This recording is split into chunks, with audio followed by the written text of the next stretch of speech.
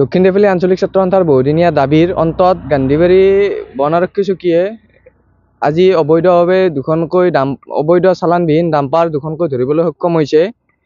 ইয়াৰ লগে লগে আমি গান্ধীবাৰী বনাৰক্ষী চকীক ধন্যবাদ জ্ঞাপন কৰিছোঁ। অনাগত দিনত ইয়াতকৈ যেন নাকা চেকিং কৰে, এখনো চালানবিহীন অবৈধ ডাম্পাৰ বা ট্ৰেক্টৰকে ধৰি একোৱে যেন ৰাজহ কৰ ফাঁকি দি যেন যায়।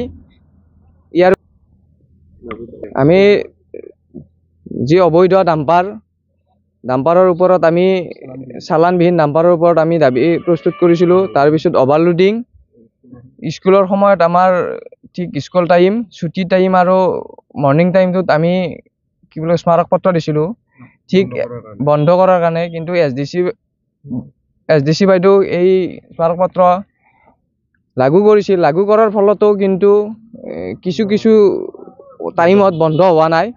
তাৰ বাবে আমি যোৱাকালি আকৌ যাই কোৱাৰ বিনিময়ত আজি দুখনকৈ অবৈধ চালানবিহীন ডাম্পাৰ ধৰিবলৈ সক্ষম হৈছে। এইখিনিয়ে প্ৰায় 20-30খন ডেইলি ডাম্পাৰ দৌৰাত্মক চলি থাকে ইয়াত। কোনো ধৰণৰ প্ৰশাসনে বিহিত ব্যৱস্থা লোৱা নাই।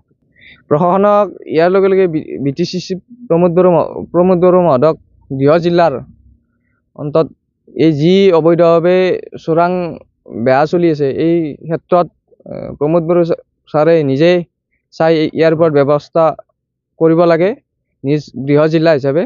এইখিনিয়ে গাড়ীখনৰ চালান নাই, সেইটো নোহোৱাৰ কাৰণে আমি গাড়ীখনৰ ৰখোৱা নাছিলে, আমি খেদি ধৰিলোঁ। ধৰি তাৰপিছত তেওঁলোকে চালানৰ কথা সুধিলোঁ, তেওঁলোকে ক'লে চালান নাই বুলি ক'লে। সেইকাৰণে আমি ইয়াতে ৰাখি থৈছোঁ। এতিয়া আমি ৰেঞ্জলৈকে লৈ যাম, এইটো অফেচ কৰা হ'ব। এইটো এতিয়া বৰ্তমান দুখন ধৰা হৈছে। যোৱাকালি এখন ধৰা হৈছিল, ধৰাখন তাতে ৰাস্তাতে পৰি আছে। এতিয়া তাৰমানে সেইটো স্পেয়াৰ চাকা লগাই পেলাই ৰেঞ্জৰ লৈ গৈ আছে। আৰু এতিয়া বৰ্তমান দুখন আছে, কিন্তু দুখন থাকিলে কি হ'ব, ড্ৰাইভাৰ পলাইছে। এতিয়া আমি ড্ৰাইভাৰ মেনেজ কৰি পেলাই এখনৰ চাবি পাইছোঁ, ড্ৰাইভাৰ মেনেজ কৰি লৈ যাম, কিন্তু এখনৰ চাবি পোৱা নাই। আমি ৰখিব লাগিব, উপায় নাই সেইটো কাৰণে।